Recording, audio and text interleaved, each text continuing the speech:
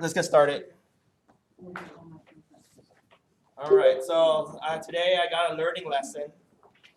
If I don't send a voice blast, you guys don't show up. Well, I showed up. You know what happened is I sent the voice blast this morning, but the company that does my voice blast, I guess didn't get my text and just didn't send it out. Yeah, so you guys are smart in that. But I said every week, so man, it's almost like do your kids' teachers call you every morning to tell you that your kids need to be at school? Well, some parents need that reminder. No. I needed to start from Yeah, because when we click presentation, it takes you back to no.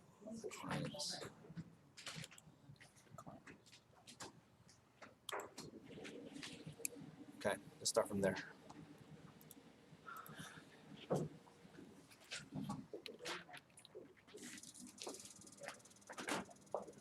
What? yeah. Okay. Okay. All right. Clients. All right. So, welcome everyone. I'm gonna give people a little bit of time to come, but maybe today I will not cover what I was planning on covering, and I'll cover it next week then. Because more than half the room is empty. You know? Are you recording it? Yeah, I'm recording it. So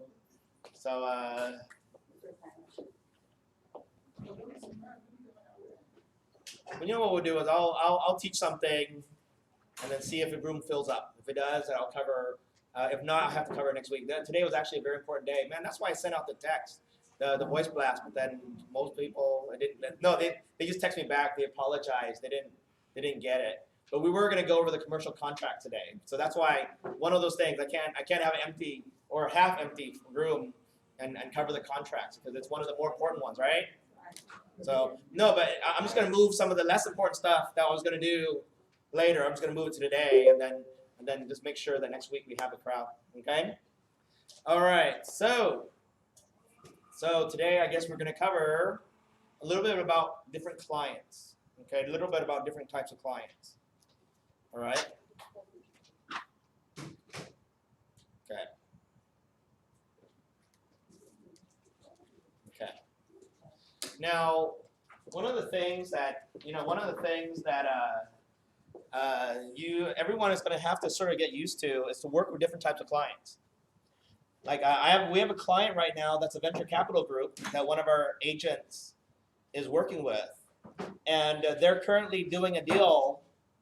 And we're not representing this deal because they're already doing the deal in the Bay Area, but they're currently doing a deal that's over $100 million, $100 million bill. Okay, and they're building a multifamily apartment complex over there. Okay, and so we're working with the same group that wants to build like a $15 to $20 million apartment complex over here. Okay, and working with those types of clients, you have to ask yourself, well, what capacity are you going to be able to work with clients like that? Does that make sense? Number one, you won't be able to do it on your own.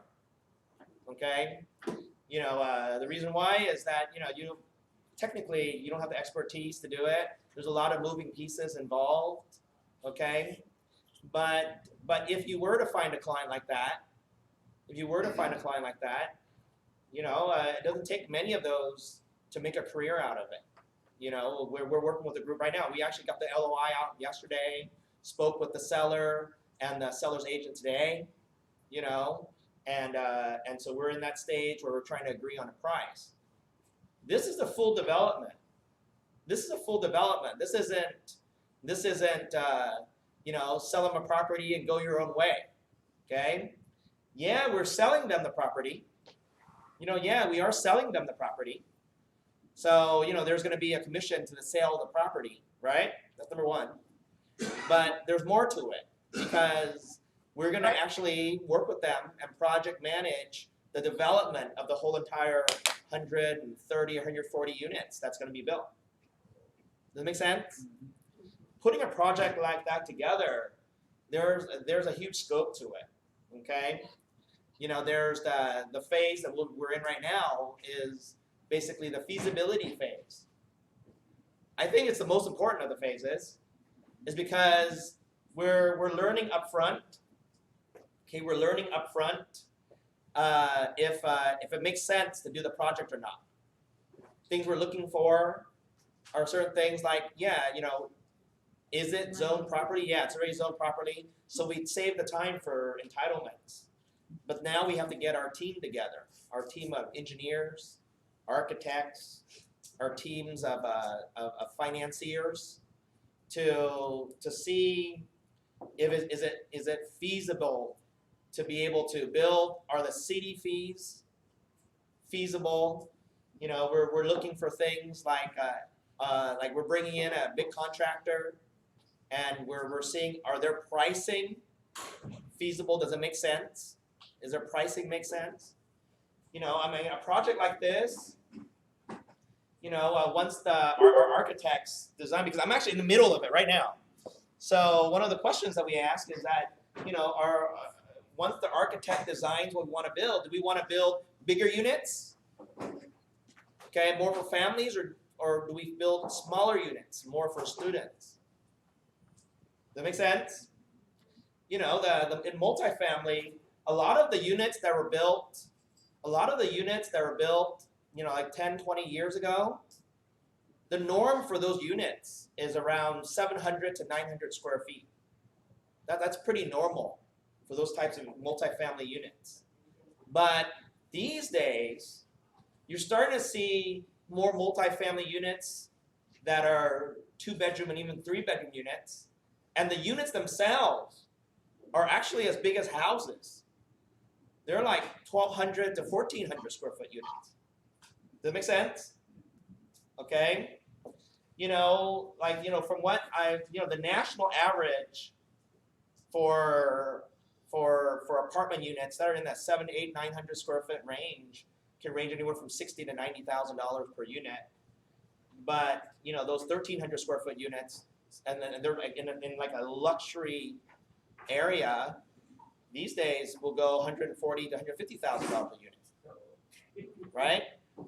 But the same type of units you see in like these condo projects, man, sometimes they'll sell a apartment condo, and they'll sell those in the millions. Especially in a high rise, right? They'll sell those in the millions. Like the new condo units they built above the hotel where the new Golden One Center is, where the basketball team plays. Man, they're selling those in the millions for these luxury units. Okay, so these are decisions that we're actually in the process of making. These are the contracts I was going to teach today, but I might actually go through with that here.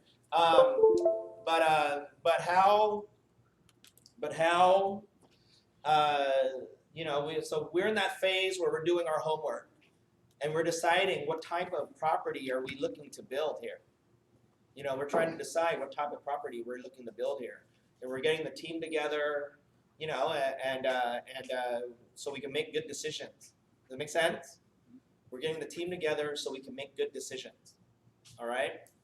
So back to what I'm talking about in today's lesson here is that one of the things that you got to determine when you're working with these types of clients is what type of client you're working with.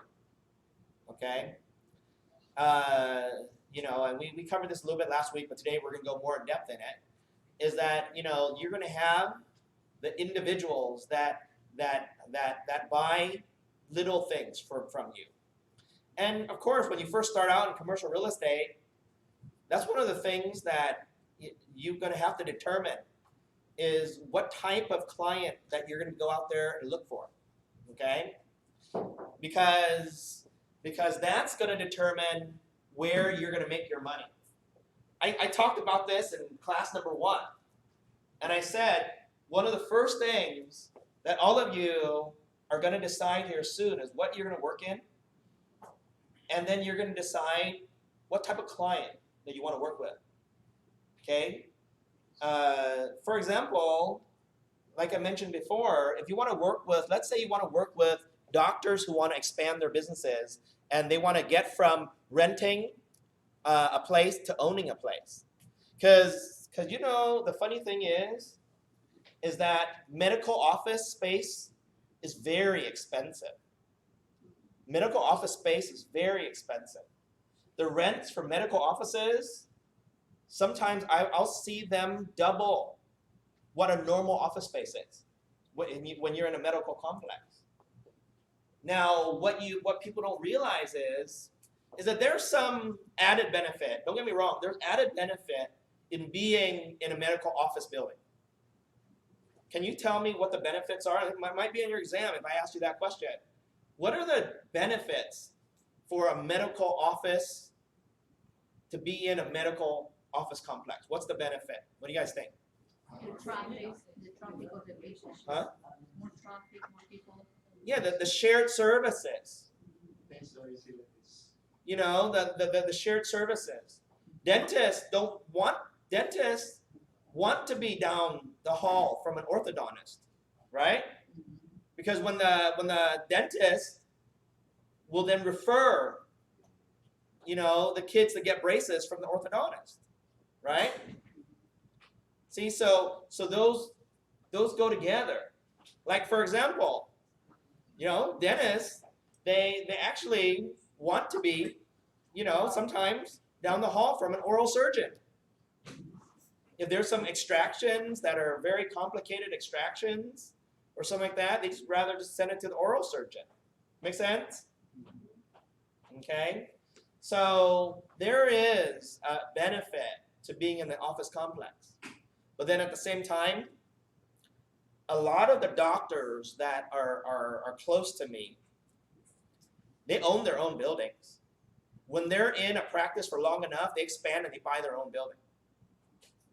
You see? So a lot of the doctors that are friends of mine, they own their own buildings. Once they make enough money, they say, man, I'm tired of paying double the rent. I'm just going to own my own building. And I'm going to lease, I'm going to buy a bigger building and I'm just going to lease some of it to my colleagues. So that's an avenue that you can explore working with. If you work in commercial, because I'll tell you this much. You know, one of the biggest advantages I think of being with us, our company, is because I train you to do different things. Okay, I train you to do different things. The reason I train you to do different things is because the economy is always changing. You guys understand that? You know, real estate sometimes is super strong. And there's a lot of business around for residential real estate. But what if real estate takes a downturn? What if we go into another recession, which they're predicting, right? Then the number of sales aren't going to be as much.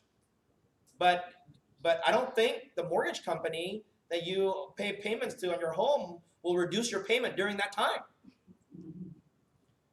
I don't think your cost of living changes, even though the amount of sales you make change.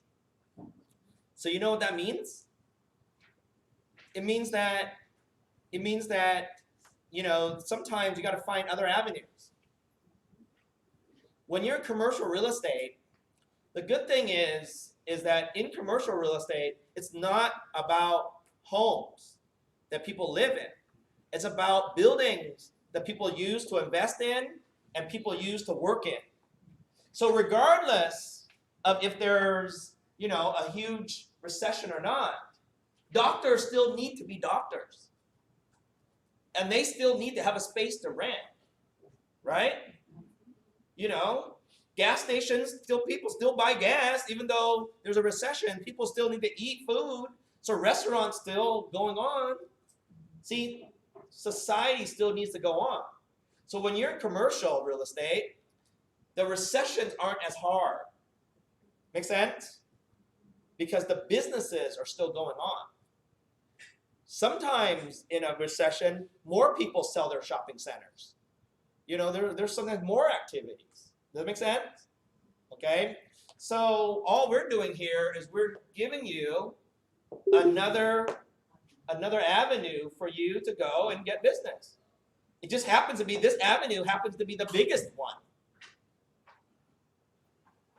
Does that make sense? See, like I said before, when you invest, when you invest 10, 15 years of your life in this business, when you invest 10, 15 years of your life in this business into commercial, this business will continue to pay off for the rest of your life. Commercial. Does that make sense? Okay? It can pay off for the rest of your life, big time.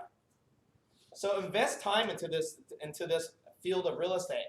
Okay? So one of the things that I want everyone to determine by the time that we finish our classes is determine what type of client you're going to work with. Because the reason why is the type of client you want to work with are a lot easier to find than in residential. A lot. You want to work with doctors? Open up the phone book. You find a whole bunch of doctors. You want to work with, medical practitioners. You want to work with what kind of businesses? Because, for example, a doctor to go out there and buy a building, they sell the suites for doctors all the time. There's builders that build office condominiums. You guys understand that? There's builders that their focus is they build office condos all the time. Once you get into commercial real estate, you know what you need to do? Is you need to always, and then we know about the projects years in advance, because these brokers that represent the builders that build the office condos, they build the office condos and they advertise them years in advance as proposed projects. So us finding inventory is very easy. Okay? You guys understand that? Matter of fact, I'll show you, since you guys are here, I'll give you a treat. Okay? I'll show you how it's done. Okay? So over here, we use a program called CoStar. Okay?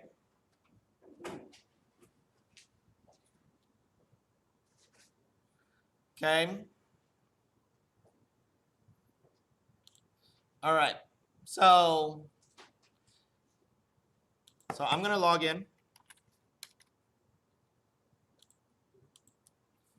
And CoStar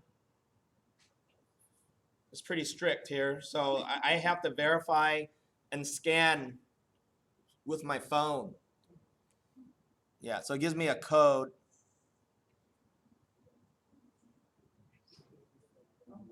Yeah.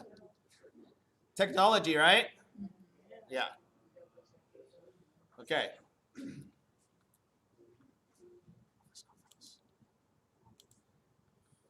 Okay.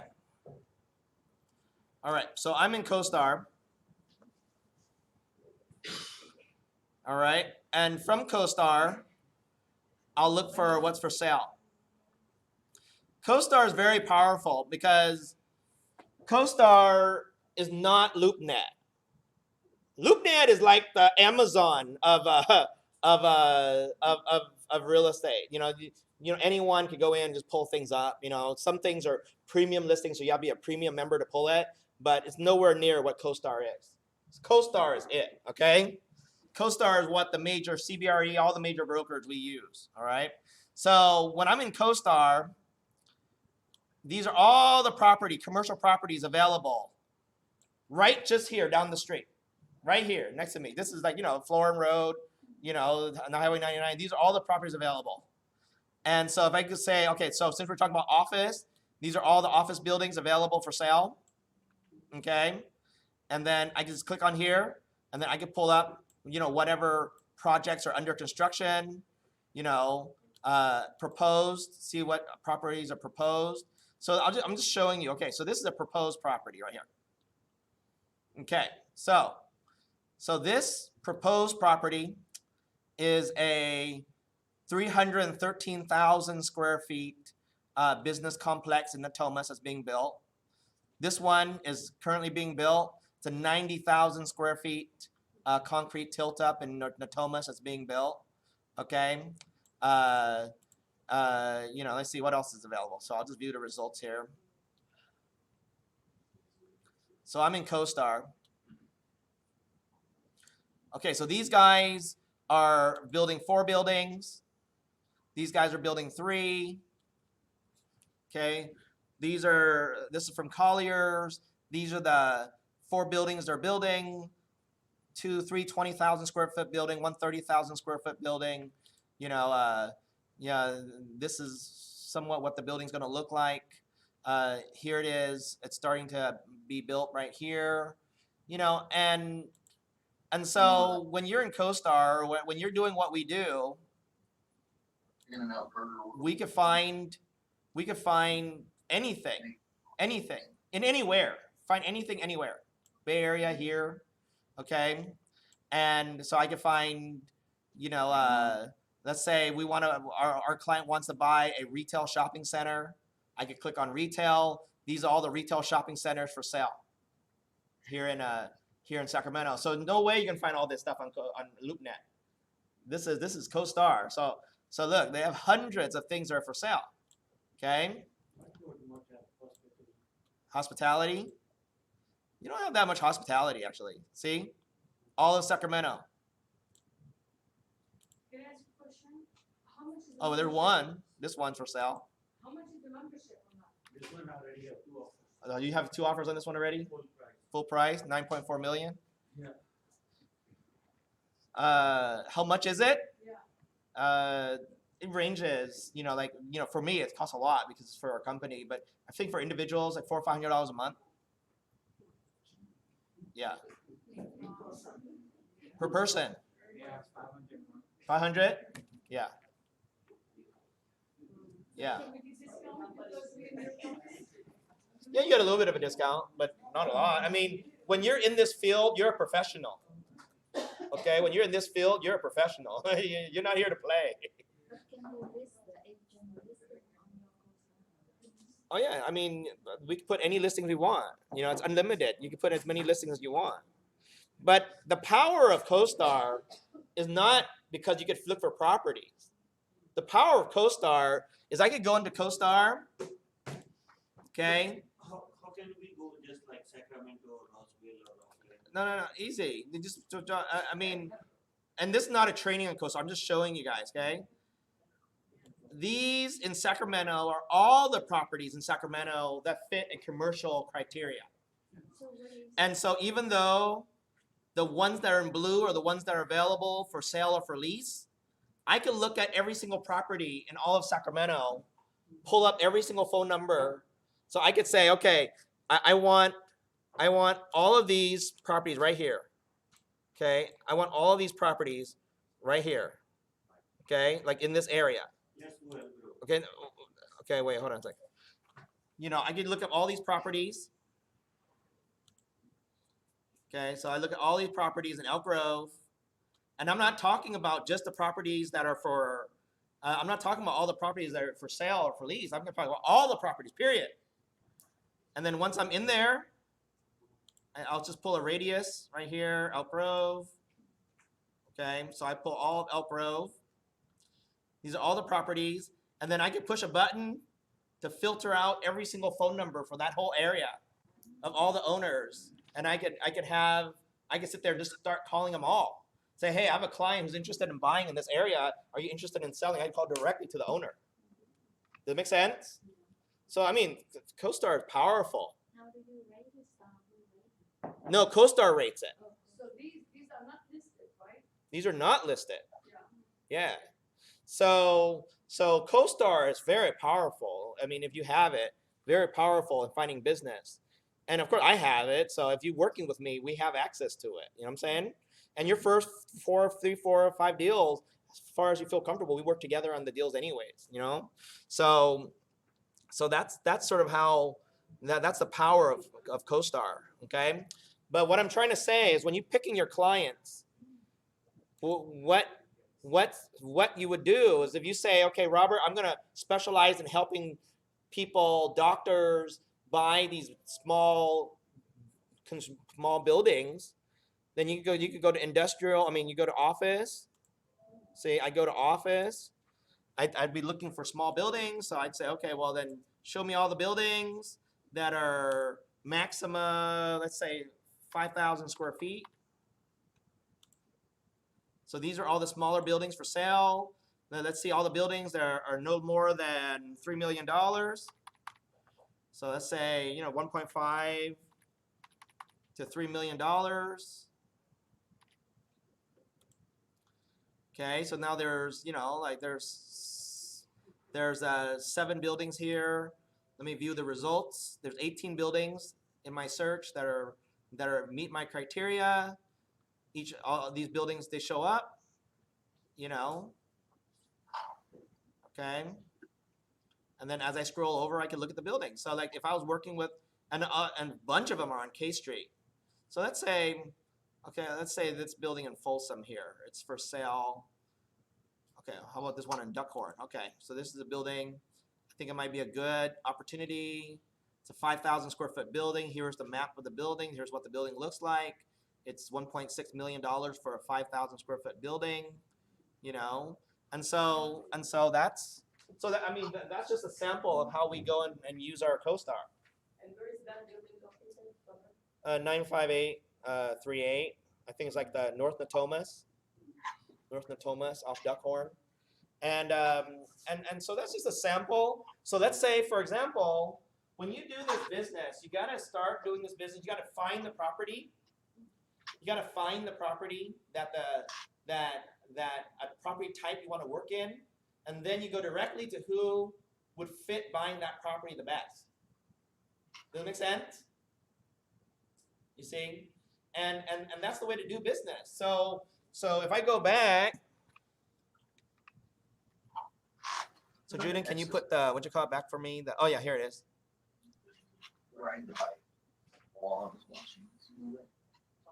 that in the back office? What? This presentation here. What presentation? The resource. No, No? it's right here. So when we work with different types of investors, you got to determine what type of investors you want to work with. You want to work with an individual investor that wants to buy $2, $3, $4 million buildings, doctors, lawyers, engineers. Then another thing you got to do is, like, next week is loan week, so we're going to go talk about the commercial loans. And one of the things that you need to be able to do is understand that right now there's government loans for doctors, for lawyers, and we'll talk about next week is who qualifies for those. But those loans, they're special loans that allow you very, very little down payment. 10% down, total project cost. That's including financing your equipment. For doctors, the X-ray machines and the medical chairs and all that equipment costs sometimes $1 million. Make sense?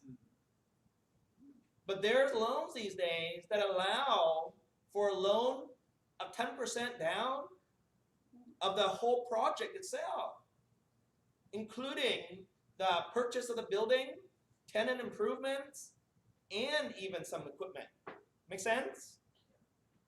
So Robert, a question. So when you choose your what you want to focus on, do you sit down and kind of counsel? Because let's say multifamily, is what I was looking at, but now I see that there's this climate change with rent control, and I don't know how that's going to affect. How is rent control going to be? There's a climate change there. Well, It's only for a very small portion of the housing that's available. So you got to understand the rent control of who it affects first. And you use that knowledge as an opportunity.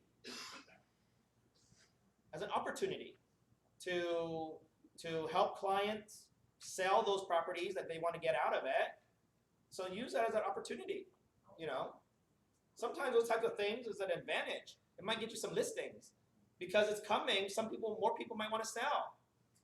For the new builds that we're building, it doesn't even affect that because these rent controls on properties built before a certain time. Okay? All right? and it's for certain tenured tenants. So there's you got to understand the rent control law, okay? But there's a lot of different types of real estate. You just have to decide. Like I said, some people they specialize in just working with land. Okay, some people they like project management. Like I like project management, because why? Because you're taking something from nothing and you're turning it into something. And when you're project managing, like for example, if the total cost, including land and city fees and everything like that, cost you, let's say $100,000 to build a unit, and you know that all the other apartment complexes that are out there that's available has sold for $170,000 a unit, then you know that the moment you're done, you just made $60,000 to $70,000 every unit you just built. Does that make sense? Every unit you just built, you just made $70,000 or $50,000, let's say. If you build 100 units, you just made yourself $5 million. 150 units, you made yourself $7.5 million. The money that you put in there to build it, you can refinance it right out once it's performing, and then you start the project all over again. See, the builders out there, they can predict how many millions they make, as long as they put together contingencies to provide for recessions and downturns. But the great thing about the multifamily market is in a recession, apartment complexes are better. Why do you think in a recession apartments go up? Rent, because you can rent or move. People lose their homes. They need somewhere to go, right? In recession, less people buy, right? In recession, people are like, okay, I think I'm going to wait and not buy right now, and I'm going to rent. In a recession, foreclosures. Where do they go? They don't go onto the street. They go to apartment. You guys understand that? Robert, what is O-zoning?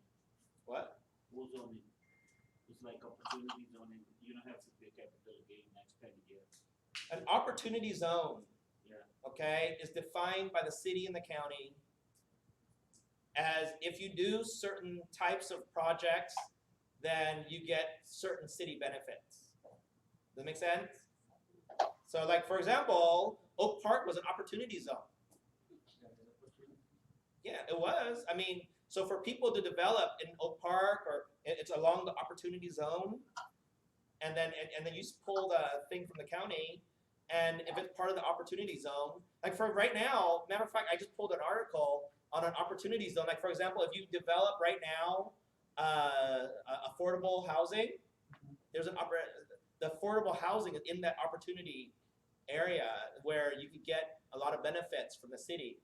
And sometimes the benefits is, fees. Sometimes the benefits is, tax relief. Okay. All right. But there's just an opportunity zone. It just gives you more incentive, because what people don't realize is that it costs the same. Would cost the same no matter if you're building something for the rich or for the low income. Make sense? Like for example, if it costs you $5 million to build a structure, and you build the structure in Folsom, or you build the structure in Oak Park, the cost of the structure isn't that much different, right? Sink is still a sink. Wood is still a wood, right? Concrete, when you pour a foundation, is still concrete. People don't sell concrete depending on what area they're pouring the concrete in. You guys understand that? So building material and labor is basically the same. There's not a lot of variables that are different. Maybe the variables of city fees are different. So how did the city convince builders to build in Oak Park versus building in Folsom? Costs the same. You put it down in Folsom, it's worth twice as much. You put it down in Oak Park, it might be lost money. Okay? So guess what they do? The city gives opportunity. Say, hey, if we need you guys to build here, And so obviously when you build in Folsom, you don't build as fancy as you build in Oak Park. You don't throw in there granite countertops. You don't throw in there real wood floors. Grade 10 carpet. You don't do that. Right? You just build that's conducive to the area, and then you get the benefits, and then say, okay, it pencils out, it makes sense. You understand? Okay? All right, let's keep moving forward here. So those are the clients. So that's a small client. So another type of client are joint ventures, which is the group I'm working with right now. They're joint ventures. Okay? As I mentioned before, I like working with joint ventures because they're a little bit bigger deal. They're a little bit of a bigger deal. Okay? All right? A little bit of a bigger deal. Okay? And finally, if you could get an institutional investor, and let's just, I'm going to go through this pretty fast. Okay, I'll go back for a second here. Okay? So you can take a picture if you want. I'm going to move forward here. But joint ventures, they'll do smaller projects. The joint venture group we're working with, they're pretty cash rich, so they do a little bit bigger than a normal joint venture project. They're doing 20 million to 100 million actually, versus 5-10 million. Okay. The bigger companies though are the ones that are the REITs, the life insurance companies, the pension funds. Okay, they normally do the higher price property. Okay? I'll tell you something. Guys, you know what we are? We're a go-between. We're the professional go-between. Okay? But there's no way any of you can be a go-between if you don't know people. If you have to ask me what's the key to commercial real estate, okay? I'm going to tell you right now, it's not Zillow, it's not Realtor.com, okay? It's not doing open houses or door knocking. Commercial world is a whole different animal than residential. But believe it or not, the commercial world is more relational, okay, than in residential. Believe it or not, you shake more hands, you mingle more, okay? And so if you want to do commercial, then you need to be one of those people that's willing to get out there and seriously meet people. Remember what I said? I said, how many $200,000 commissions do you need to make in 1 year to make it a decent year? How many? Just one. How many do you need to make 7 figures? 5. You know that I know people that will do 20 or 30 or 40 deals every year in commercial. Okay? All right? Believe it or not, the funny thing about commercial is all the paperwork in a commercial transaction is less than one residential transaction. You guys understand that? It's less. Commercials don't have, all the standard list of disclosure. They don't have any of that. I've closed deals where all we had was a purchase agreement, okay? A little bit of a disclosure package from the seller. The disclosure package said, seller don't know anything about the property. Just a little bit of information, and the deal was closed. There's not a lot of paperwork. You guys understand that? Okay? The due diligence is on the buyer in commercial generally. Okay? And so, all you need to do is if you determine that, okay, I want to work even with institutional investors, then you know what you do? You just know who the contact for the institutional investor is. and you get to know the owners of these buildings. You get to know the owners of these buildings. And the crazy thing about it is that, you know what? The crazy thing about it is you get to know these guys. You get to know these guys, like Daniel Mueller from C21, who I dealt with this morning. And when I pick up the phone, he said, "Hi, Robert." I said, "Hey, Daniel," you know? And, huh? He does a lot, right? So Daniel, he's Century 21. It's not like he's with a huge company, but he has his own Mueller commercial. He owns his own little thing. But basically, we were talking this morning, and I mean, he's just a normal, good guy. And you know, at any given time, he'll have like 30 or 40 listings, always. Okay, any given time, he'll have 30 or 40 listings. Okay, and you know, these sell every year. So every year, 30 or 40 deals, 30 or 40. Most $5 to $25 million range, most of them. Okay, all right. Everyday guy, pick up his cell phone all the time, like me. Okay, and we're just normal people. And I'll talk to him and say, "Hey, what deals are your clients most motivated?" And then he'll tell me, "Yeah, I have this deal right here." And then when I know that he has some deals, I'll just go find a buyer for him. If that's what I was doing, I don't have time for that. But if that's what I was doing, I just go find a buyer for him. "Hey guys, we have a deal. Hey guys, there's a deal here." You see, and that's what I said is if you're not ready to do that type of real estate, then commercial real estate is not going to work for you. Because you know how, like, when you do open houses, people will come to your open house and they might want to buy. There's no such thing as that in commercial. Commercial, you find the deal, and once you find the deal, okay, then you basically find someone who wants the deal. You know, Ethan Conrad was an amazing story. Ethan Conrad was an amazing story. And I don't know, for those people who don't know, okay, for those people who don't know, okay,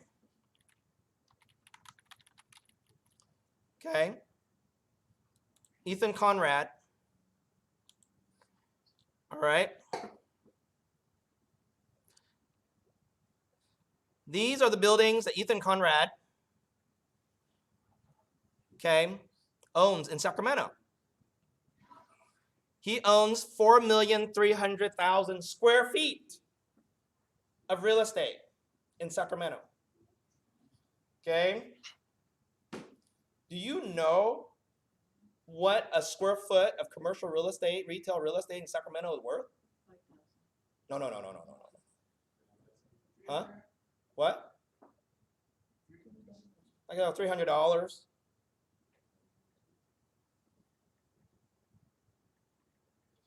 So he has $1.3 billion just in retail square feet.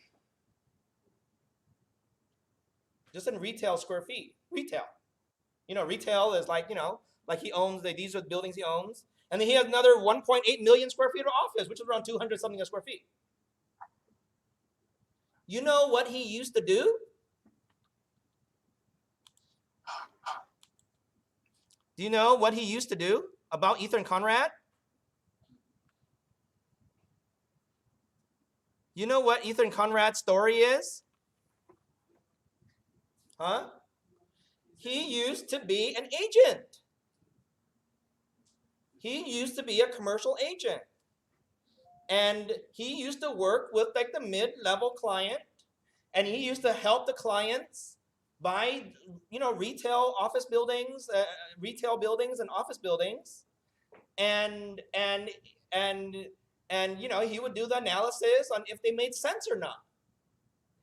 But during the time he's helping these clients find these buildings to buy, and he's doing this analysis on the buildings that, you know, on these buildings, after a while he said, "Hey, if I run into a building that analyzes just absolutely wonderful, I'll just buy it myself." You guys understand? Oh, if I run into a building that analyzes just wonderful, I'll just buy it myself. So let me ask you something. What analyzes wonderful?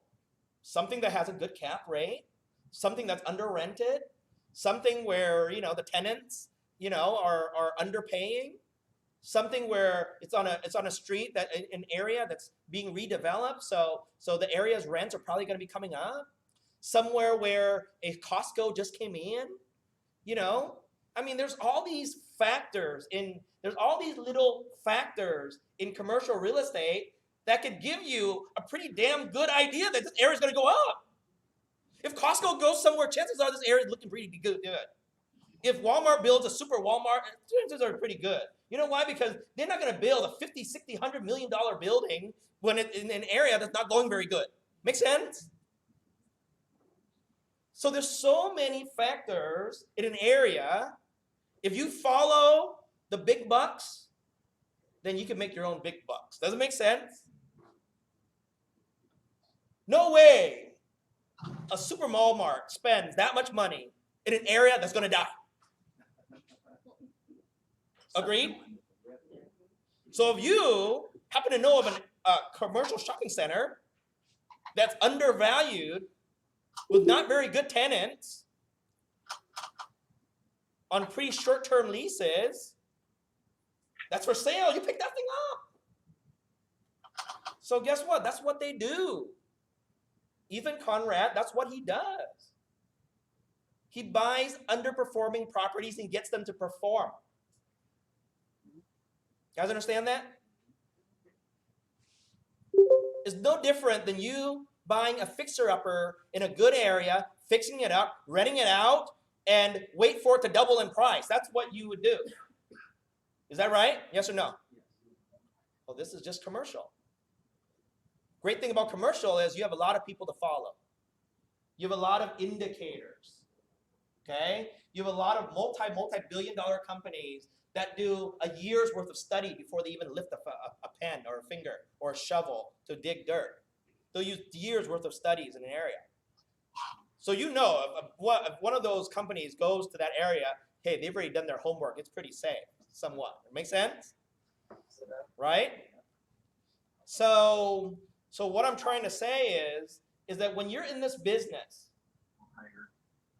I'm going to tell you, you need to start off by seeing what you want to do, seeing who has the product, and see who wants to buy, and you just be the middleman in between. Does it make sense? If you can't identify who that is, don't do this business. You're wasting your time. Don't do this business. You're wasting your time. You see? The first thing I would have our teams do, and you have to make a decision by the 8th week anyways, because I'm going to split you up into teams. Because after we do that, it's not all done. I'm going to have the teams meet together. I'm going to assign you guys things to do. Right? As a group. One day you'll come in, we'll do some research, I'll pull you a bunch of stuff on CoStar, and my homework assignment to you is get to know all the shopping center owners. If you're going to do retail, just get to know them. Say hi. Say it in English so they understand you, okay? You know, don't be that nervous. And then we're going to pick up the phone and we're going to call people like Chris Campbell. And we're going to call people like Daniel Mueller. And I'll call them first for you and say, hey, you know, I might get a call from a couple of my people. I'm sort of training them, so, you know, so don't take it easy on them, okay? And talk to them. The first thing you need to do is know inventory. Manjinder knows commercial. He asked me about a hotel is the only one that's available right now, and he knows there's 2 offers on it. You got to know your inventory, okay? Because if you know what's available and what's a good deal, then you know who to go to. Does it make sense? You know who to take it to. But you're not ready to do that, then I don't know what to say, okay? All right, if you're not ready to do that. But what I'm saying is do you want to be someone like Ethan Conrad one day? He owns billions of dollars in real estate. Billions with a B, not an M, okay? All right? And these are real life people. Okay?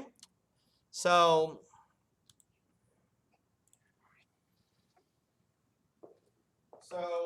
get to know that.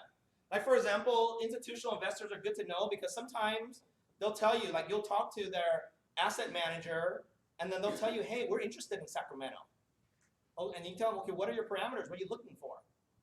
And all of a sudden, they give you a parameter, and then you go in, you look for all the things that meet their parameter, and then you send it to them. They might buy 3 buildings from you. You know what I'm saying? They might buy 3 buildings from you. So yeah, I'd like you to get us a letter of intent over for these 3 properties. The moment you get the LOI over, you name who it is, boom, they're whoever you're working with is locked into you as a procuring cause. You know what I'm saying? Okay. All right. So let's keep going here. Okay. These are just questions you'd ask their client. Okay. Okay. Before I get into commercial leases, I'm gonna send this over to you. Saruna, if you can pull this up for me. Okay.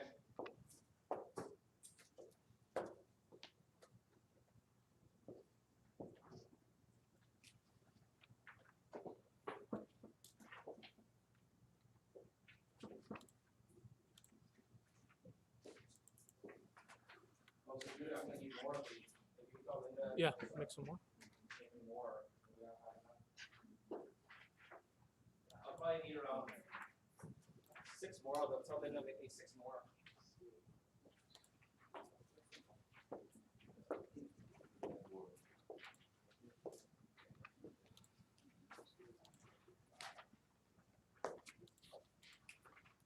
Tell them to make me 10 more of those, okay? All right. Okay. Luckily for all of us,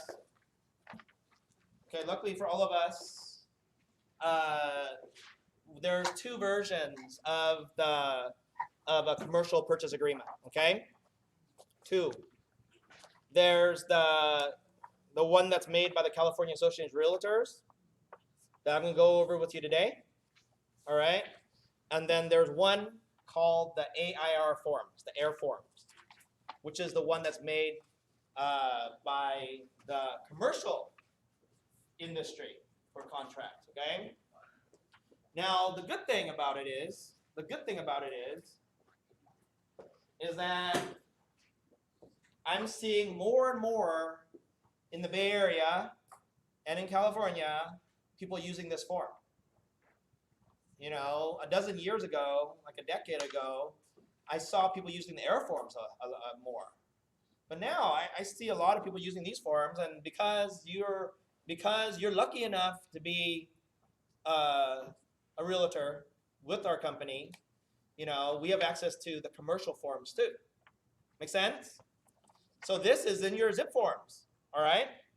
So the commercial contract that we're going to use for now are going to be these, all right? So these are going to be super familiar for you now, all right? They're going to be super familiar for you simply because, you know, you've done real estate transactions, so you've seen them before. So let's just go through real quick. You know, first one is the normal disclosure. Okay, it's just a disclosure. Next one is the wire fraud electronic funds advisory. And then so we just keep turning, and then we can turn straight to the commercial property agreement. In trying to save the planet, I have her printing on both sides so we don't waste too much paper. Okay, so let's just go over the contract itself. This is a commercial contract. Okay, don't be surprised if this happens to fall into your final exam of filling one in. Okay, appropriately. So this might be good for you to take good notes. Okay, all right. So they prepared. Yeah, they're making extra copies. Okay. Oh, you don't have to fill it out, but you can if you want. But we're not gonna go that deep into it. And for those of you who don't have it yet, it's just here on the overhead if you don't have it yet. Okay.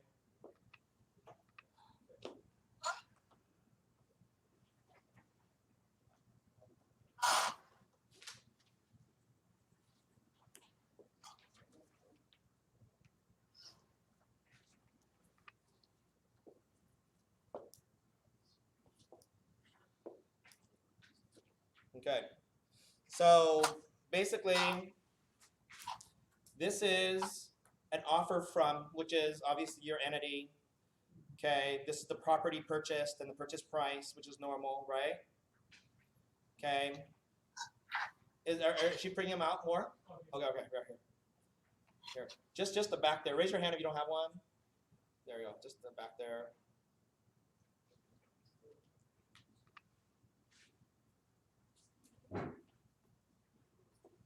But there is one more hotel coming is for 20 million.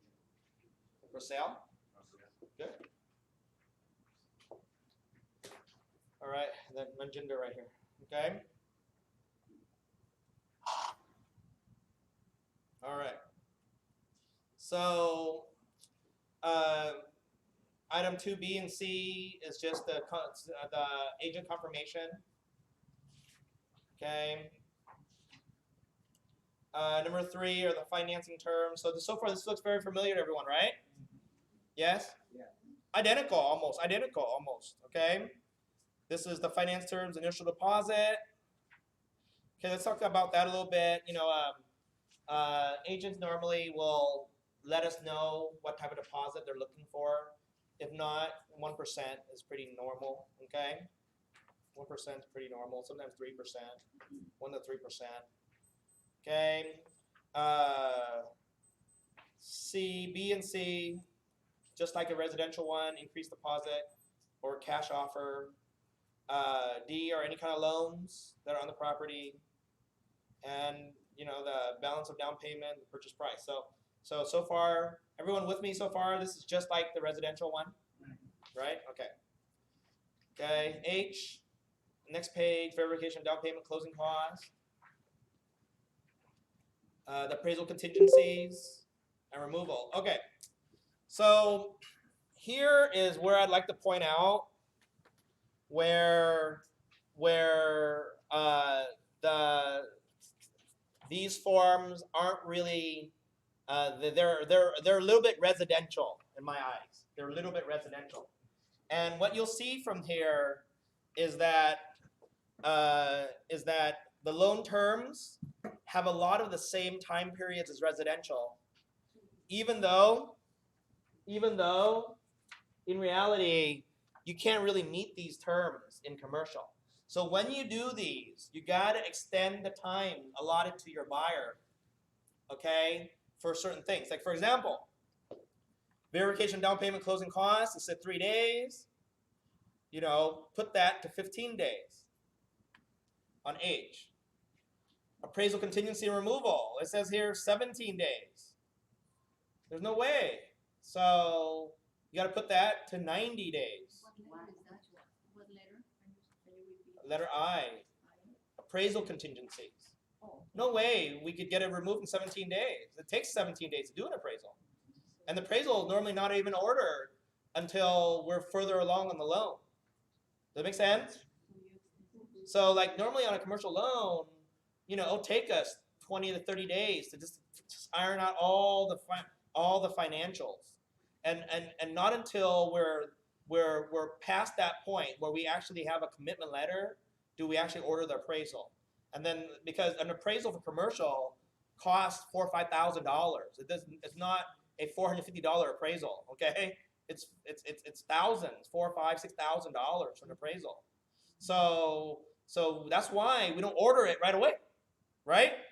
Residential, we order it right away. So we can remove a contingency in 17 days, right? But here, there's no way.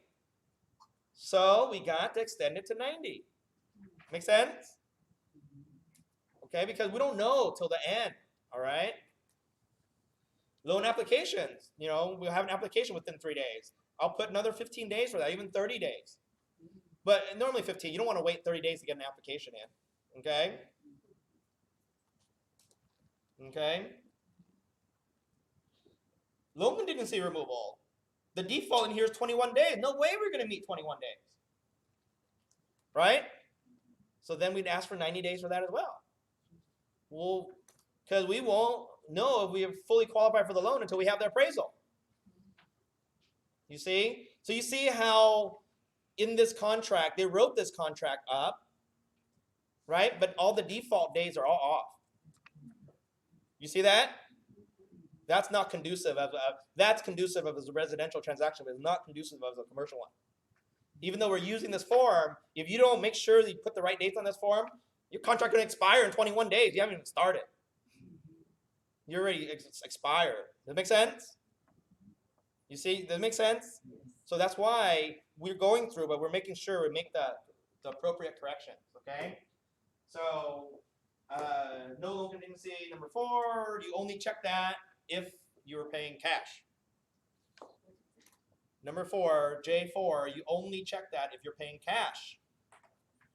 You never not have a loan contingency. And you know the funny thing is, okay, I have seen brain fart moments. Okay? I've seen people mark no loan contingency because it was a blank box. They just checked it for the sake of checking it. I've seen buyers cancel because they never removed their contingencies. And you check the wrong box, B, instead of A, releasing deposit to seller instead of giving it back to your buyer. You think that you can't make that mistake, but trust me, we all have brain fart moments in our life. One time, I mean, actually, we're going through it as we speak. Client basically was in a normal escrow, okay? Normal escrow, all right? And they did a request for repair. Seller refused to repair, so they decided to move on and cancel, right? Never removed any of their contingencies. So they sent in the cancellation. But, you know, in the cancellation, you know, the top area basically says why you're canceling, right? You know, and he canceled based on inspection contingency and request for repairs. And then the second portion of the cancellation has 2 boxes, box A and box B. Box A says deposit returned to buyer. Box B, deposit released to seller. He did everything correct except he marked B instead of A on exit. Yeah, so he had every right to cancel. He had every right to cancel. And of course, seller don't know what they're signing. You know, seller, you just mark the box, send it to seller to DocuSign. They just click, you know. They just click and then it goes off. So guess what? Title released it to the seller, and now seller's keeping the deposit. For no reason. But they say, well, you guys released it to us, so we're going to keep it. It's in our hands. We're not going to give it back. And it was a substantial deposit. Just because of the wrong box. So when you're in this business, see, I'd rather scare you in class than scare you in real life. Does that make sense? Because the call that you call me and say, Robert, I made a big mistake. You got to be ready to pay for it. Does that make sense? Okay? So even in cancellations, one missed check will cost you a lot. So guess what had to happen? Agent who made the mistake. $8,000 or whatever deposit. Agent. Yeah, it was a mistake. No, but of course, I mean, we're not going to let it go that easy. Then you file a small claims court claim against the seller for unrightfully getting a deposit. You know, but then you have to explain to the judge that, yeah, I made a mistake. I checked the wrong box. But checking the wrong box doesn't mean that they're entitled to a $8,000 deposit. You know what I'm saying? We cancel within our rights to cancel. That make sense? But you have to go explain all that. You see? So don't make the mistake. You know, everything you check, read it. Okay? You don't know better, send it to me. I'll review it. Okay? All right. So, 4, sell a buyer's property, if it's contingent or not, that's all. Normal. Allocation of cost. Again, number 7, this is normal. This is who pays for what. Okay? Who pays for what? All right, let's turn the page. Turn the page.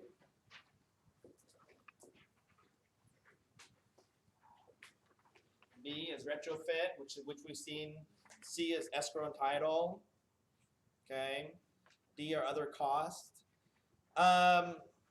Normally, in a commercial transaction, there's always an environmental, and normally you have to perform an environmental phase 1, and that item is actually on the contract, and it is.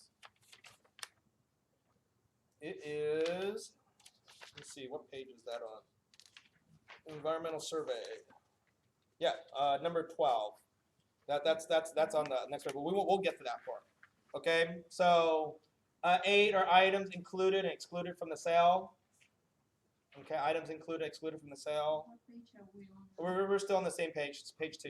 Okay, or page 3. Page 3. 3 of 11. Okay, so 8 is items that are excluded, included in the sale. 9 is possession, which is just like our residential form. So the good thing about these forms, though, is that at least you have a comfort level with these forms. Does that make sense? You're already comfortable with the forms itself. Okay, those people who know, who've done a lot of residential deals before, you're already comfortable with the form and what it says. But if you did ever write up a commercial contract, I have to review it, and you'd have to read it. Okay, make sure you read it through thoroughly. Okay, 10 and 11, security deposits, seller disclosures. These are the type of disclosures that you might be getting from the seller. Okay. These are disclosures. Let's go to 12, next page. Environmental survey. Okay. So number 12.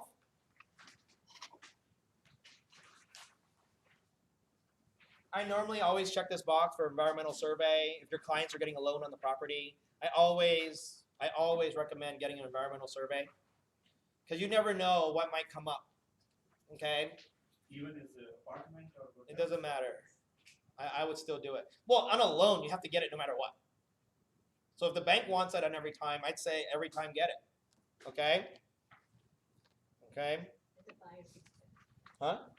Buyer pays for it. Yeah, normally a buyer pays for it. Okay, and you normally get it within 45 days. So if they ask within what? Within 45 days, we normally get the environmental survey done. Okay?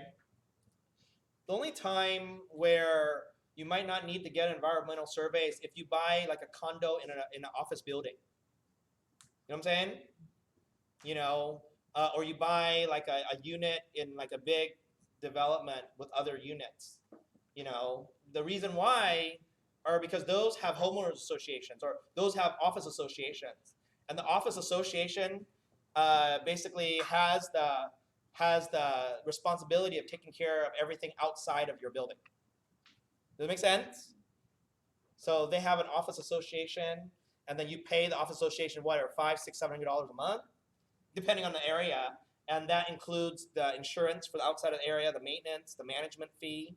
But it includes if anything happens outside, like the roof or something like that, then that's a responsibility of the maintenance company, okay, of the community, all right. So sometimes in those situations, the lender may not ask for environmental study, okay. All right. Okay. 14 changes during escrow, condition of property. Okay, that basically just says property's all as is. Subject to your investigation rights. Okay, 18 time periods. Okay, this area again is another area on number 18 that you have to focus on. These are time periods. Okay, for example, the land deal that or land deals that I've worked on before, I normally ask for at least 120 days, an inspection period. I normally ask for at least 120 days. Well, if it's a land deal, I normally ask for like 4 months. Instead of 7? What? It says here 7. Oh yeah, instead of 7. Yeah, no. 7 is the buyer selling us, getting us information. So that one I just leave alone. They can get it to us whenever they want. Okay, But on B, 17 days. See, on a normal, no. But that's only for land. If it's like for example, if it's an office building, 60 is enough. If it's a retail center, 60 to 90, okay, because we gotta get all the we got to do the inspections, so you don't need a lot. You know, like 60 is normally pretty quite enough time to which about definitely not 17. How much on the seller? 120 also What? on the seller? On the seller? Okay. No. Read it. Or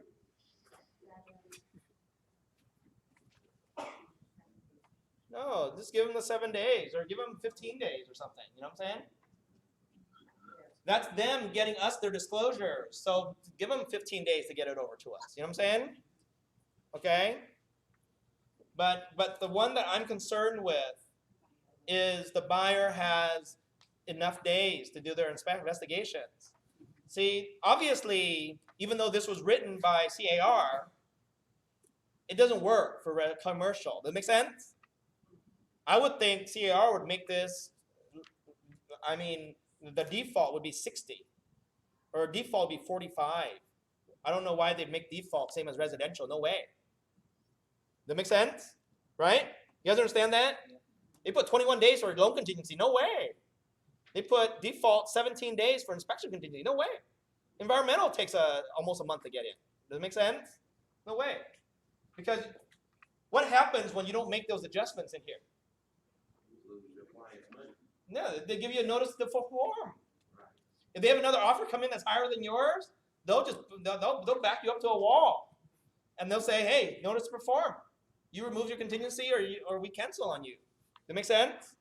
So I want to give us enough time, because this is what happens more in commercial than it does residential. In commercial, when your time periods expire, normally people pass the deposit on. Okay? So deposit is no longer held in escrow, it's released to seller. And deposits are big, especially on land transactions, because they gave you more time to do your homework. So at the 120-day period, you either cancel and get the deposit back, or you continue and then you release your deposit. Does that make sense? Okay. Okay, these are the seller rights to cancel, deed notice to perform. Okay. Normally a notice to perform on a commercial transaction, I normally ask for at least 5-day notice to perform, so I'll change that to 5 days. What number is that? That's D, that's 18D. You know, okay, 5 days? yeah. Like 18B3, 5 days to review disclosures. I normally put in there like 10 days to review disclosures. 18B3. Yeah, I normally, 15 yeah, days? 10 to 15 days for 18B3. I normally ask a little bit more. That means that when you get a report from the seller, you have like 15 days to review it and respond to it. Does that make sense? You review what? The disclosures from seller. Okay. Yeah.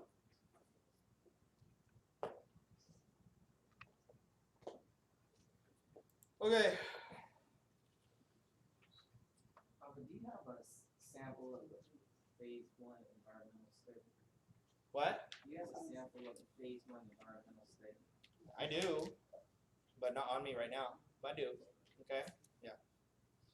Okay.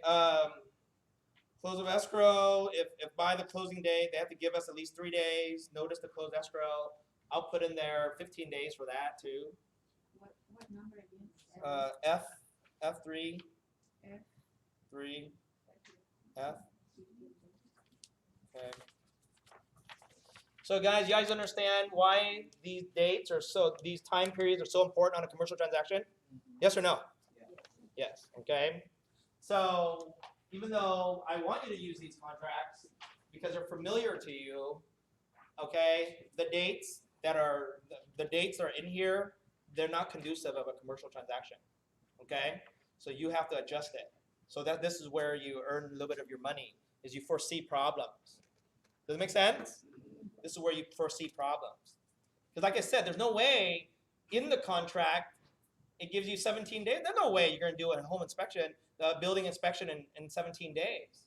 Even though in this contract, CAR wrote it up as 21 days loan contingency removal on a commercial transaction. No way. We don't even know sometimes for 60 days if the deal is going to go through. And especially we can't remove the appraisal contingency and loan contingency because it takes 30 days to do the appraisal on a commercial transaction. Does it make sense? Yes, no? Okay, all right. What's that? Yeah. Okay, so, okay, next page, repairs, final verification of condition, this is fine. We're on page 7 of the contract. On page 7. Someone just walked in, just go ahead and give them one of these. Okay, all right, 22. Now, broker's compensation is not in here, but you always want to include a commission agreement with this contract as well. Does that make sense? Include with this contract the commission agreement. We cannot put on other terms, bar broker. You can, but an actual agreement is better. Okay, but you can put it both, but I'd say do both. You can do it. Okay? So one is commission agreement and what's the other one? You said No, the other one is if you want to just put it right on other terms and conditions, commission to be paid to broker 3%. Okay? But it's more official. Just put on a commission agreement. Okay? Yeah. Okay. All right. Page 8. This is just for initial here for liquidated damages and breach of contract, and initial for dispute resolution, mediation. Okay, which is fine. Okay. Yeah. So when you, because you said that you're putting your commission on here, so it's not already listed? Sometimes it is Most of the time, it's not listed. Okay. Yeah, it's not like MLS where it's just right there. Because Right. if you read, okay, Because like residential, you may say, okay, well, they only offering 2%, so we ain't going over there. okay. So here's the thing. This is a commercial contract, and it's written by the CAR or Association of Realtors. Problem is Associated Realtors is primarily residential. You guys understand that? And because it's primarily residential, they took the commercial contract, they took the residential one, and just changed some wording around and turned it into a commercial one, right? But you see all the time periods and how wrong they are? So I'm going to read you this portion right here. This is on page 11, okay? Cooperating broker's compensation. It says, seller broker agrees to pay, buyer's broker, and buyer broker agrees to accept out of seller broker's proceeds the amount specified in MLS, what number is that? provided the buyer broker is a participant of the MLS in which the property is offered for sale. If the seller broker and buyer broker are not participants of the MLS or reciprocal MLS of the properties offered for sale, then compensation must be specified in a separate written agreement called the CVC form. The commercial is a commission form. Which column is this one? Here. It's in your contract. It's a CVC form. It says right. See, so that's why it's so important for you guys to understand the contract. I just said it. You can write it in here, but I want you to include this form, the CVC form. Okay? That's the one that you just said include commission agreement? Yeah, include the commission agreement. The reason why is if they take your verbiage literally, like I'll give you an example. According to this contract, if you made an offer on a property anywhere in California where you are not a part of that MLS, you're not owed a commission on the deal. You guys understand that? Huh? So if you don't belong to that MLS, You don't get a commission. So it even says on the contract. So that, you know what that means? It means that anywhere you make an offer, you are allowed to use this form to make an offer on a property in Antioch. Well, we're not a member of that MLS in Antioch, are you? Are you a member of Calaveras County? Are you a member of Yuba City? Sutter Yuba? Are you a member of Lake Tahoe Association? Are you a member of all those? No, you're not. And we're not reciprocal with them either. So when you have one of these contracts, and it says the same thing on your residential one, when you make an offer, because you're not a part of that MLS, protect your rights. Include the commission agreement. You understand? You guys get it? I think we're separate Sutter Yuba, and then the one for Antioch, I think we've done. No, we don't. Those aren't reciprocal. We can go on our left. Huh? If we go under their MLS, then yes, it's reciprocal. But the ones that we're not, like Delta, we're not. Right. So you have to be careful. You see what I'm saying? Yeah. So if you don't know, include the commission agreement. You know what I'm saying? I ran into that some property in Colorado. Yeah. They have their own. Yeah. MLS. Okay. Me, I'm very careful about this kind of stuff. Okay. And I'll tell you this much: most commercial is not on MLS. It's on LoopNet or CoStar. So because of that, you always have a commission agreement. You guys understand that? Okay. Then you don't run into issues. The commercial agreement form is here form too, right? Yeah, it's on your win form. Okay, it's on there. All right. You see, so that's why you take this class to avoid. Because I'm telling you, I've seen these contracts come in on our listings, and it's all messed up. The dates are all 21 days, 17 days. They use all the default dates. And I'm thinking to myself, oh my God, they don't even know how to use these forms. You know, because these are actually residential forms. You know, so all the dates are off. You know, off. Even commissions off. You know, I mean, when the deal closes, I could actually technically not even pay them a commission, but I wouldn't do that. You know, they brought the client. You know, I wouldn't do that. But technically, they're doing it all wrong a lot of times. So I train you guys to do it right. Okay. Yeah. On CoStar, it seems like some of the listings don't show commissions. So when you do a commission. No, you got to talk to them first and say, are you co-oping? Are you cooperating? What's What are to you say they can't, cooperating? like, lie or whatever? Huh? What's to say they can't lie about it? No, because when I do my LOI, it already has it in my LOI. And then when I send over my LOI, I would put 2.5% on there. And then when I send over the contract itself, the offer itself, I also put it in there for them to sign. That's why you have to protect yourself. You know what I'm saying? Okay? And it's negotiable all the time. What's that? It's negotiable. It's always You can negotiable. You can negotiate with your Yeah. I mean, you ask them, well, what are you offering? So we're offering one. Say, hey, my client's very, very serious client. You know, if I send you an offer, I'm going to be asking 2.5 or 3. Unless it's like $100 million deal, then it might be different. You know what I'm saying? Anything over 10 million, it's not uncommon to be 1 or 2%. Okay? Not uncommon, but less than that, then 2 to 3% normal. If the other side wants an air form, do we use those? Okay. Matter of fact, can you log into my MLS? My MLS? This is a form, right? My zip form. So my zip form has the air forms in it. Yeah. So if you ever need air forms, I'm the only one that has it in the company. We can subscribe. You can subscribe to it. They're not that And how Yeah. do you spell that? Huh? How do you review? I'm going to walk. The AIR. Did you get it? No, it's the elite broker one. Does Elite Broker have it on there? I'm not sure. I don't think so. I think it has to be mine. Yeah, I think it's yours. Yeah. No, Here, no, no, no. no. I think I have it. Let me see. Yeah. So. I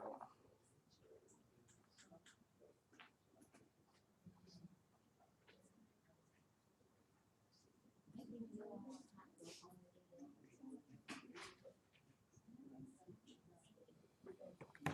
Okay. Let's see.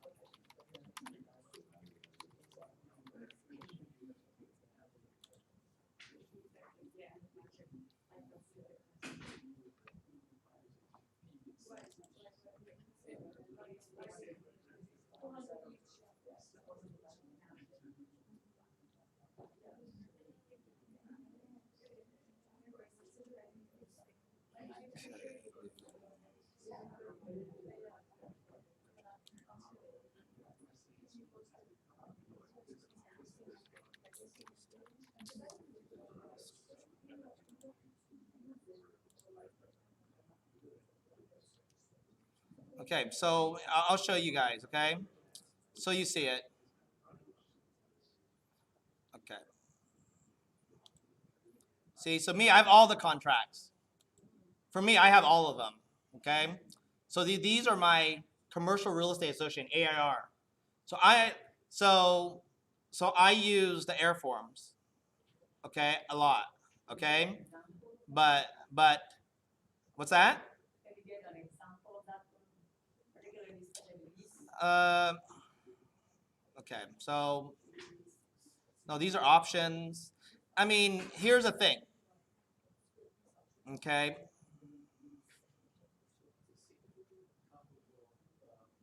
Yeah, I'm pulling up the purchase agreement.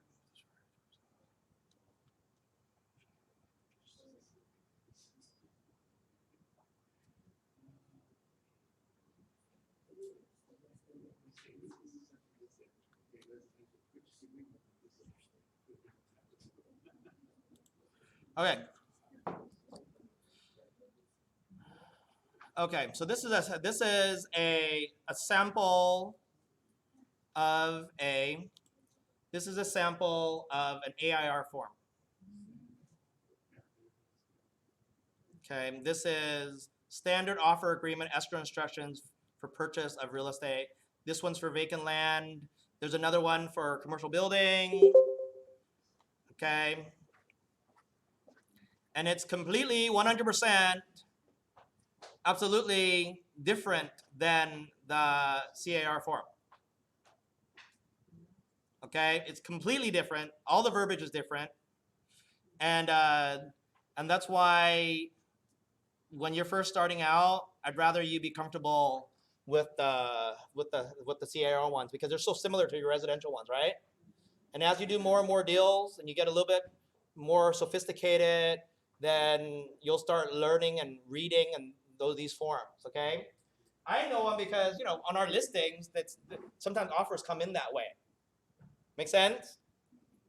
But like I said, there's another 100 forms here, and I don't think you're ready for it. You know what I'm saying? You're just not ready. Wait until you get better at it, then you can start learning all the air forms.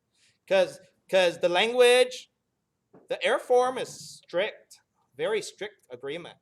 Okay, so the air form is a very strict agreement, and a lot of the dates to do things are drop dead dates. They're not contingent dates. They're drop dead dates. So I mean, there's a lot of room for error in these. Okay, does it make sense? On your part. Meaning, like, if you get up on your contingency removal date, it doesn't automatically. No, there's no contingency removal. They're passively removed. They're drop dead dates. You can count the day wrong and you're dead. You know what I'm saying? There's no notice to perform to remove it. It's just gone. You guys understand the difference? Okay, look. Okay, so to give you an example, you're dealing with a $200,000 deposit, and client gives you notice on the 59th day that we're not gonna continue. Sorry. Okay, you calculated the days wrong. You thought you had until Monday, and they told you on Saturday, and you were in the middle of some kind of event or trip with your family. So you say, oh, I have till Monday. I'll do it when I get there. On Monday, what if that was the 61st day and you messed up? The title company released the deposit on that day. What do you go back and tell your buyer? Oh, they just released your deposit because we're out of the 60 days. And they say, well, I told you on Saturday. Saturday would have been what day? Oh, Saturday would have been 59th day. So I told you on the 59th day. Not my fault. You didn't tell them until the 61st day. Right? So $200,000 just got released to them. So what are you going to do? Are you going to write a check for $200,000 back to your client? Does that make sense? You see? Because they're drop dead days. So you think before 60, before that day, And you got to do it in writing. You can't just do it on the phone. You can't prove it. Yeah, they will release money to back to Yeah. the buyer. How about if we put a lower interest rate terminate it, we cannot get the loan on 5%? Well, I mean, no, if you have a financing period, you just have financing period. I cancel based on that. Weekends are always included, right? Weekends are always. No, they're calendar days. They're not business days. The only thing that we use for business days is the deposit itself. Yeah, they're calendar days. Okay? You guys get that? See, people make a mistake. A calendar day, even a holiday is considered a day. Okay? All right, it's a calendar day. See, so that's why when you start playing with the air forms, you gotta be better at your game. I don't think you guys are ready for that yet. Make sense? Okay? I have them. You know, I have CoStar, I have all of this, but you don't. Okay? So that's why your first few deals, I'll do them with you. So you don't. So I mean, but I do them with you. I don't do them for you. Okay? My last 4 deals, I did them 99% by myself. so man, that's a headache. Because just so you know, I'm very good. I respond to something right away. So if it takes you more than 10 minutes to do, it's like if they can't get a hold of you, I just go do it. So the last 4 or 5 deals I did with one of the new people, I ended up doing the whole entire deal myself. Huh? You have to subscribe to it, but I actually I have them. Okay. You can give us a copy of their lease form. Well, when you're ready, you know, I don't want to have to print. There's 100 forms here. I don't want to have to print it out for all you guys. Okay. Because when we're ready, because see, the reason I have it is if we go with the transaction where they want to use air forms, then I have to use all the air forms. There's air form disclosures, there's air form addendums. You know what I'm saying? It's a whole set of forms. So like I go into the air forms, you know, when I do an addendum, I have to do an addendum on an air form. Okay? See? Huh? Normally the listing side or what's available. Like we're the listing company and they send us an offer, we could either counter back and say use car form, but then they might say, well, we don't have car form. I say, okay, well then we'll just have to go with air form. If we go with air form, then we have to use all the air forms. You know, all the addendums, it's air form, you know, right? You know, all the counter offers would be on air form. You see that? All the counter offers would be on air form. So we just have to have it.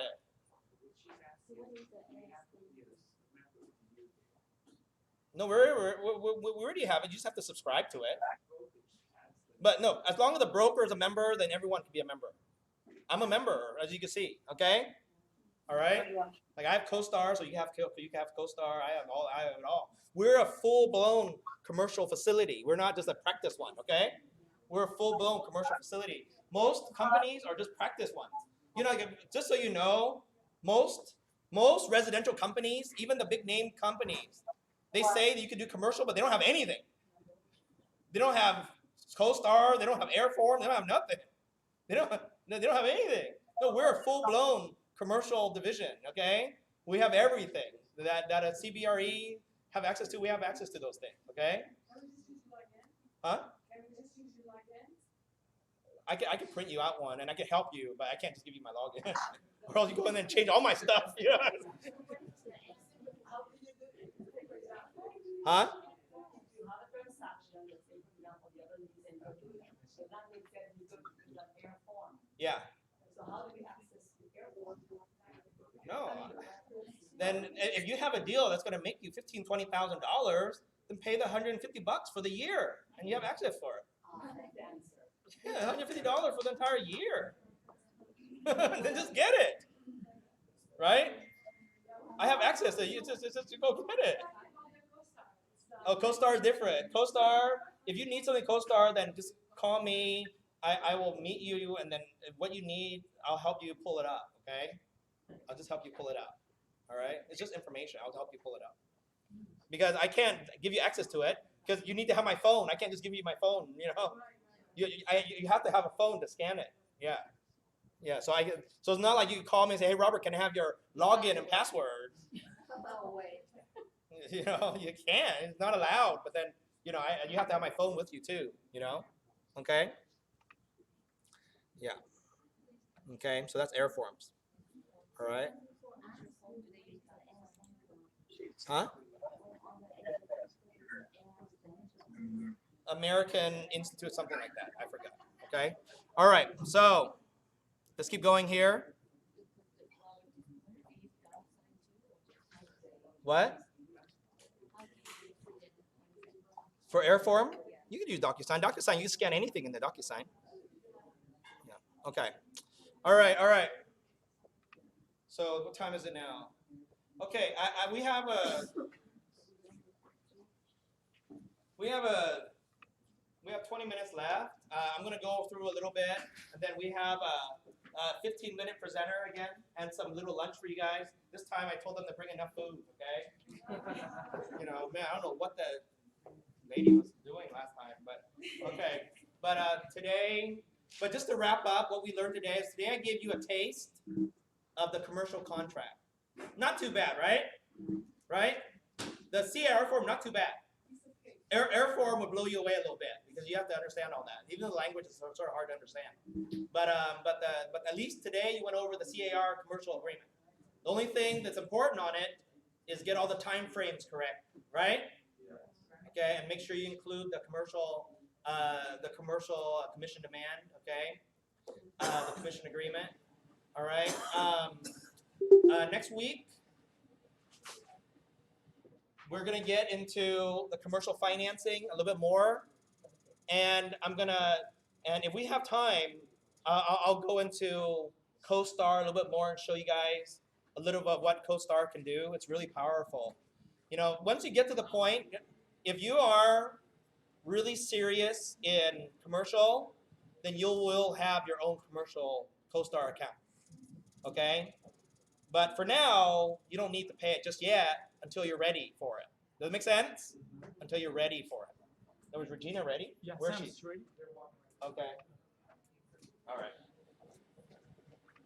Well, with the commercial lease agreement, do you need a agent agreement to commission agreement? Yeah. for lease? Yeah. Well, then I'm just gonna stay later a few hours. Huh? Then I have the offer for my commercial listing that I need to. I have an appointment right at 1:30. You have to leave right at 1:30. 1 o'clock. But email it to me. I'll look at it. Okay? Okay. Quick announcement. In like I think our potluck week or so forth, we might have on that day a group flying in to do a special training for you guys too. So there's a lot of things coming up that's very exciting. Okay, there's a lot of things coming up very exciting. You know, now that you're with Berkshire Hathaway, I think next March there's a Berkshire Hathaway convention. Okay, that I think especially first year, second year agents who are with us, you should at least go once in your life. Okay, it's going in next March or April, and it's the Berkshire Hathaway convention. This year it's in Nashville. Okay, so but it's a very good convention. It's a very good convention to network as well. Okay, all right. So you should consider going to it. You know, I'll be going with a group of our top producers and staff. So you should consider this year. They're making big strides in the commercial side. So there's classes that are specifically made for residential, but there are classes made specifically for commercial as well. Okay, so it's good. It's good to be able to go to that. Okay, so we have a quick guest speaker. Please don't leave. I have you till 1. Okay, you leave early. I mark you absent. All right. Yeah. So today we have a couple of great people from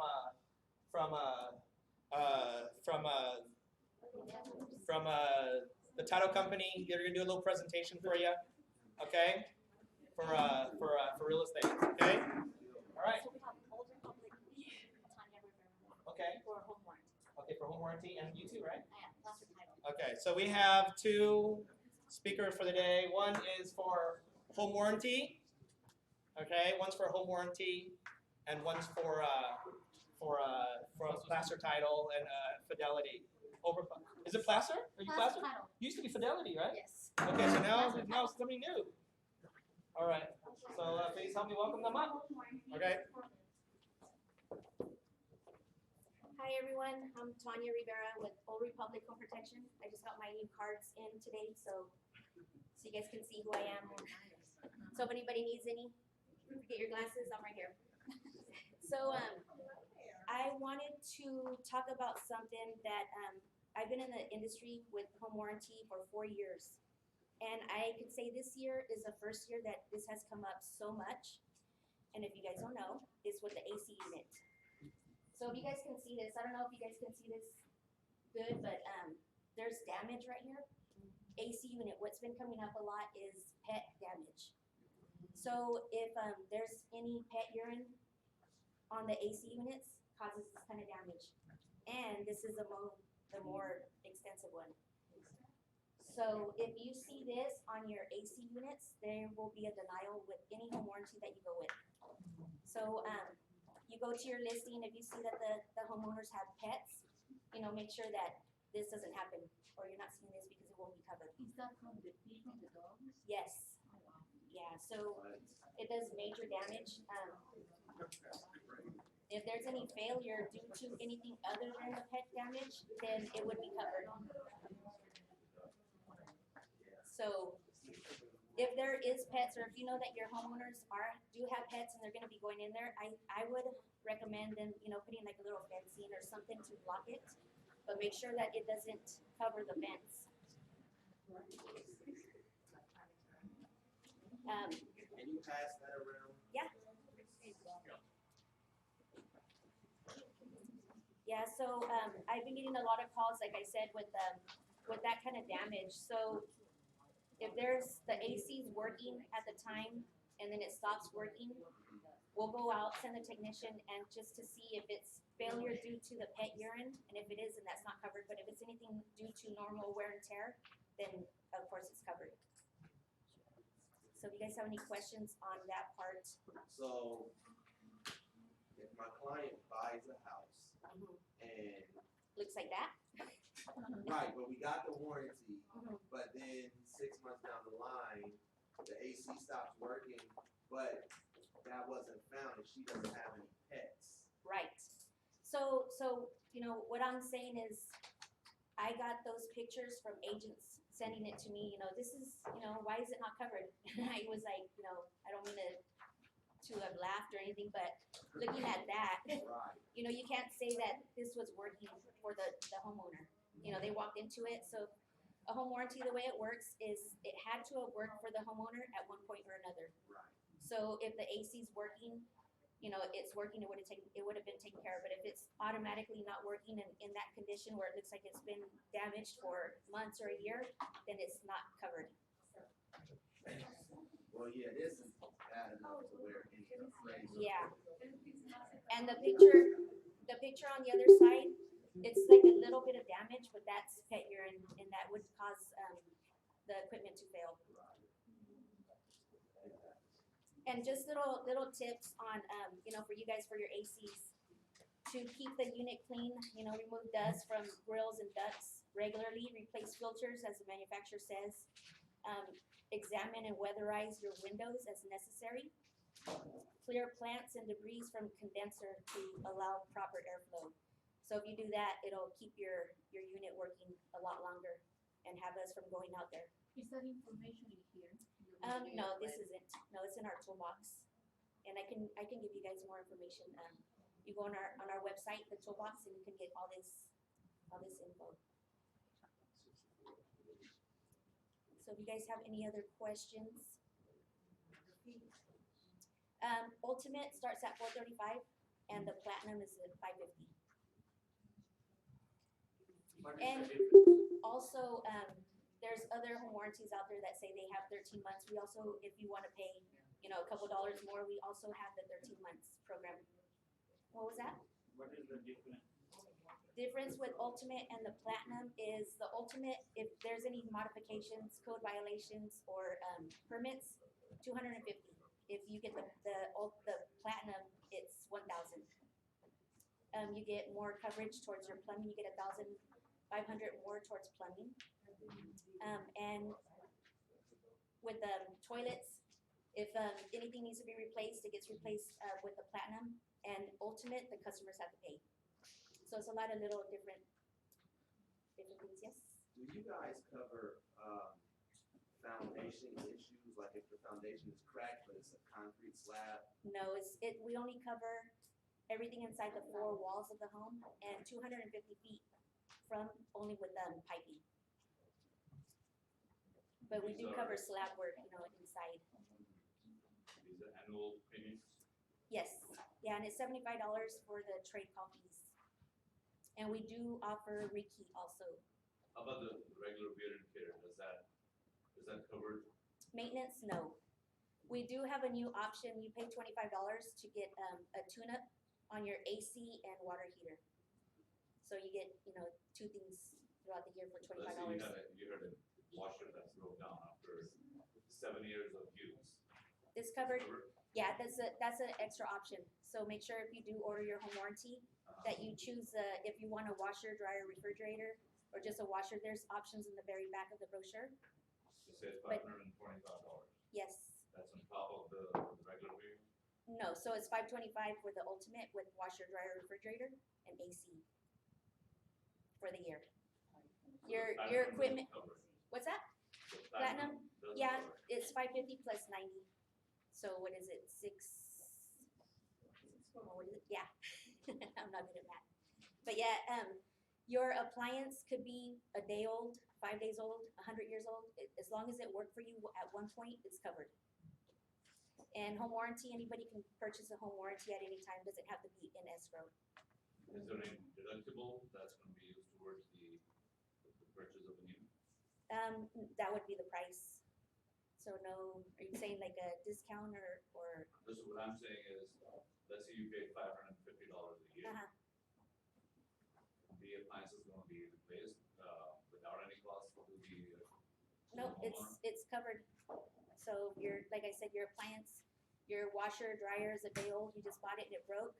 Unless it's, we do cover manufacturer warranty now. It's a new option on our brochure. But if it's, within the manufacturer warranty, they would take care of it, then we would come in and repair it. But, if it's a day old, a month old, 100 years old, it's covered, as long as it works.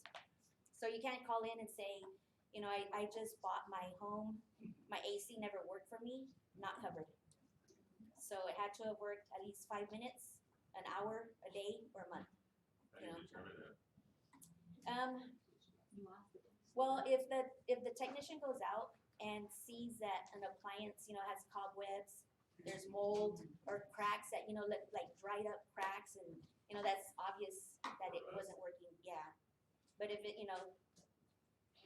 cleaned up, if it's something that, wears down, then, it's covered. And it's all case by case too. There's some, technicians that go out there. If you don't trust them, trust what they say. You guys are always able to call your own technician. Just let us know before the work gets done. All right.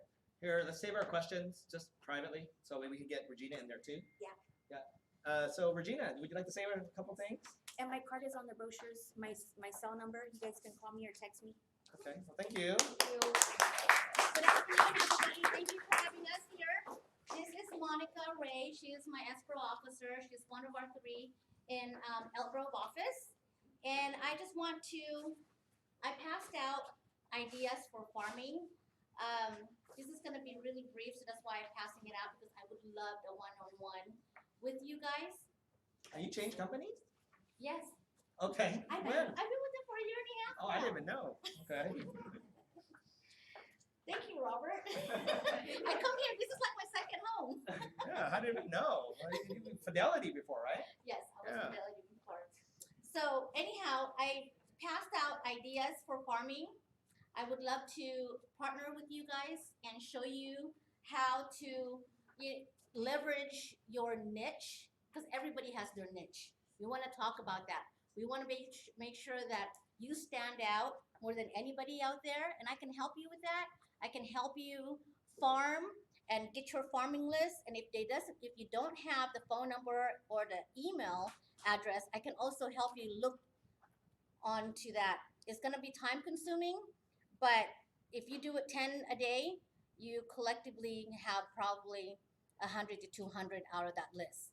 And it's well worth it, because this website is free, and it gives you all the information for the client based on the farming list that I'll give you, and specifically for your market and your area. I also have business tools that can also help your when you're doing a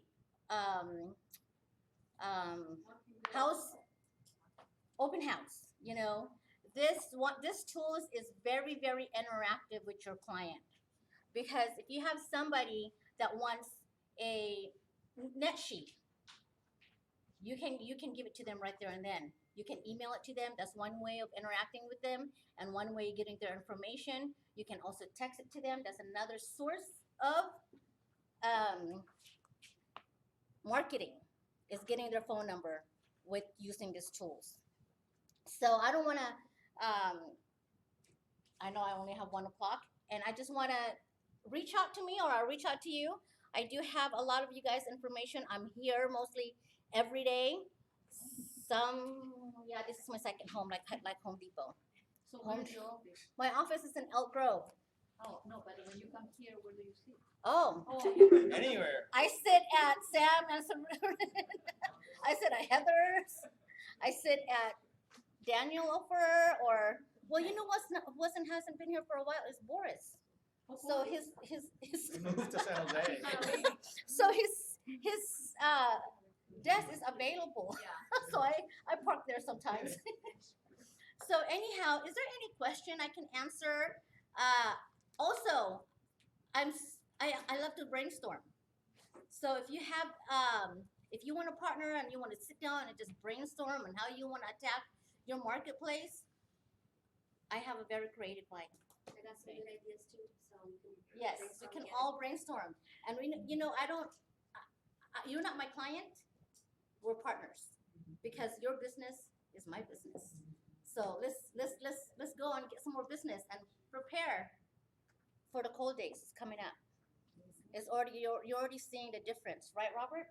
On the market right now, it's slowing down.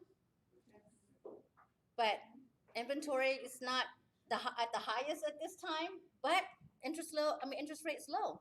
So we're gonna have buyers. We just need to convince listing it.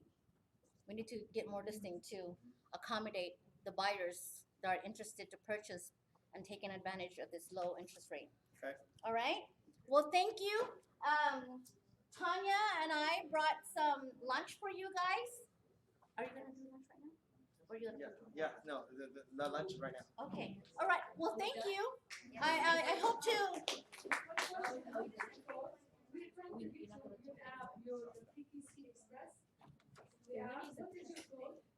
The PTC Express is 3366A. A is an apple.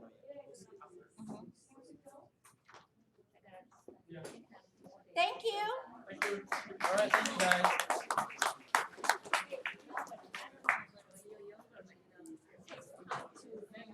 You're still young. How old are you?